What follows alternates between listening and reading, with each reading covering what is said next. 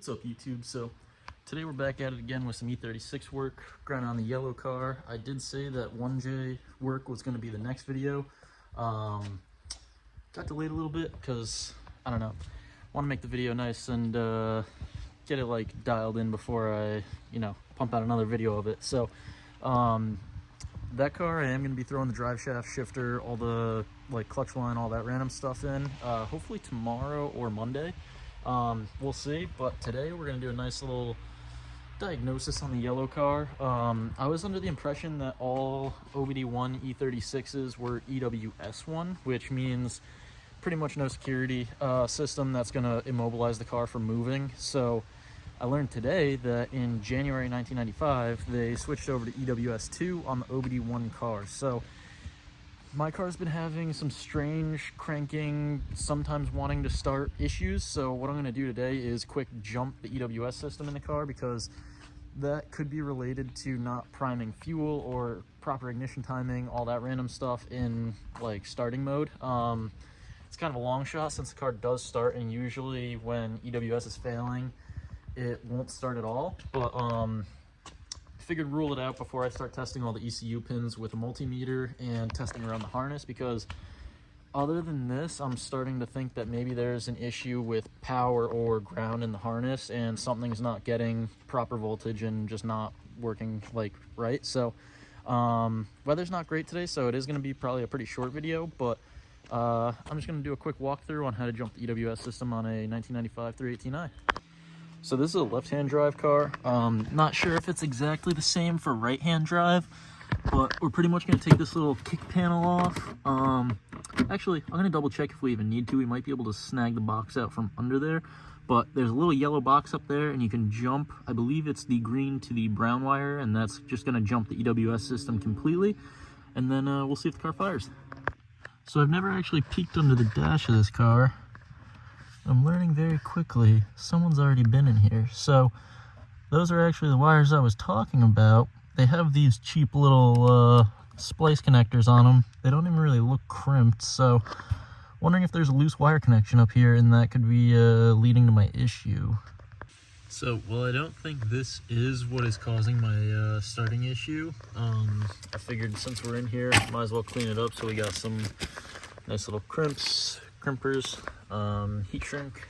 Gonna undo these junky blue ones, because usually these have pretty poor connections. So I just want to throw the new ones in and make sure everything's all set under here, and then we're gonna take a look at the ECU. Yeah, so as I expected, as soon as I put any pressure on those, they pulled right out. And I think I already mentioned earlier that small green wire, it was literally taped together. So I just went over it with some nicer crimps and some heat shrink. I gotta shrink it down a little bit more, but I didn't want to burn the wires, so let it cool off for a sec. I am doing a quick EWS bypass, which is just jumping pin 1 to 3, which is these two thicker gauge wires. One's the black and yellow, and one's the black, or it's like a green and black. And that just bypasses the security system. So even if your car is OBD1, it could have EWS2. In 1995, they added it in January. So if you're having a cranking issue, could be this. I really don't think this is my issue, but it's nice to know that all these wires are now connected, and this one's not held together by tape. So even if it doesn't fix it, it's just nice to have it fixed. So I don't know if you can hear me, but I just spent a while bending all the pins on the ECU to sandwich them nice and tight together. Seems like that might be the issue, because it fired right up. So a little bummed out if that ended up being what my issue was, the whole drift event, and I got no seat time because of that. But now we know. I got dielectric grease on all the spark plugs and whatnot, so things should be pretty happy. So running, off, let's go.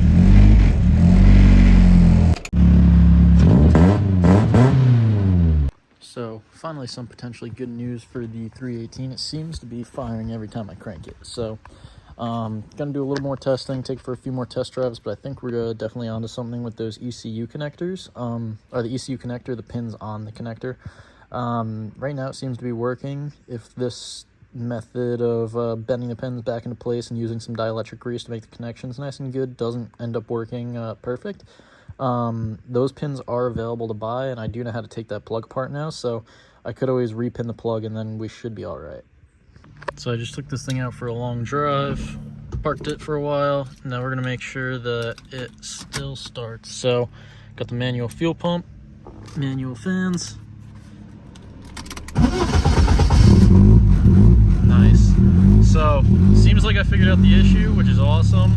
Still has a little bit of a rough startup, but who really cares? If it runs, it runs. So I might have to adjust where the throttle is sitting, because right now it's sitting at like 400 RPMs, which is pretty low. But other than that, seems like I figured out the issue. Gotta turn that down so it doesn't get whatever copyrighted. So I knew something fell off, jacked the wheel up, has no tension. Looking here, looks like the eBay knuckle mod did not stand the test of time. So I've only had that in for 2 drift events, maybe a few months of daily driving. I didn't really drive it much with these knuckle adapters on the street that much, but as you can see, didn't like that. All right, so last video it cranked, didn't feel like starting, so I just bent the ECU pins again. One of them looked like it opened up a little bit, so fuel pump on.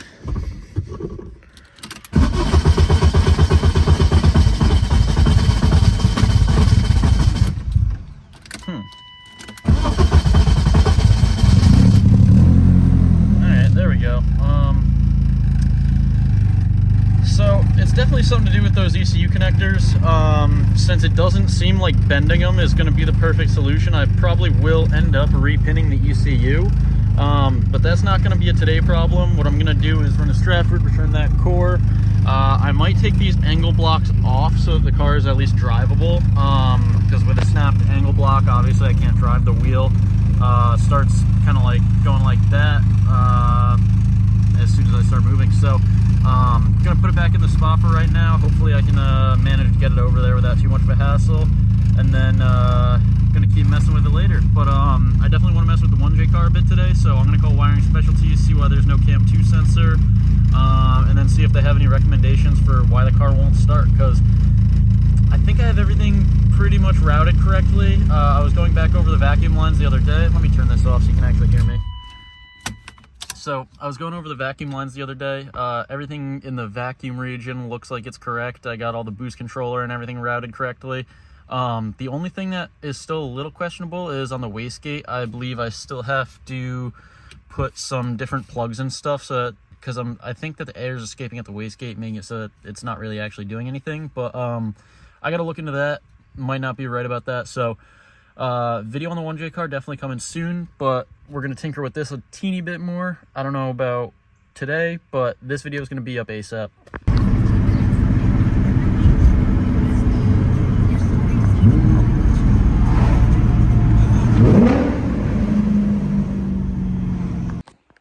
So yeah, this thing smoked, as you saw in the last video. It was pretty obvious, but I took the wheel off to just inspect if there was any obvious reason.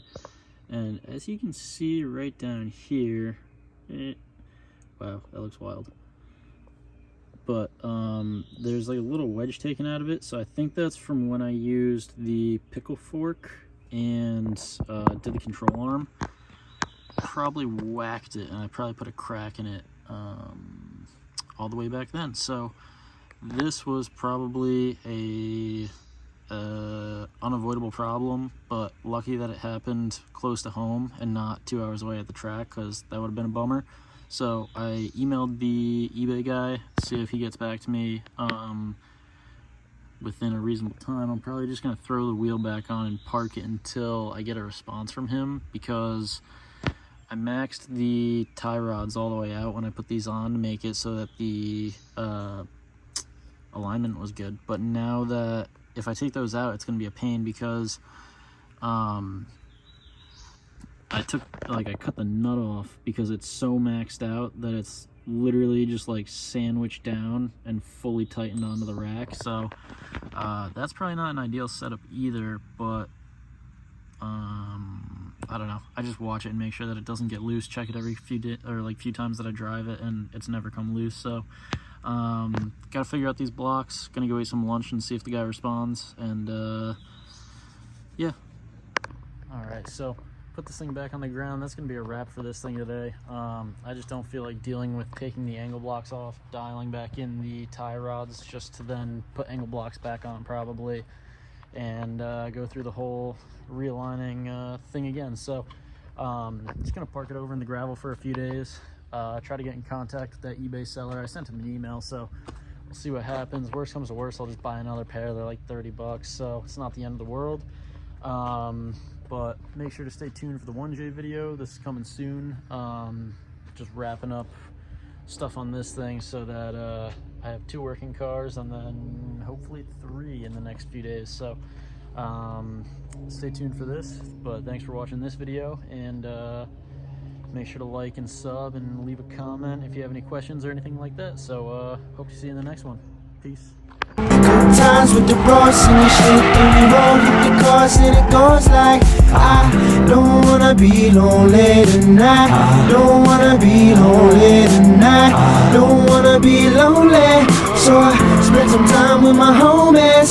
I don't wanna be lonely tonight. I don't wanna be lonely tonight. I don't wanna be lonely, so I go and spend some time with my motherfucking homies.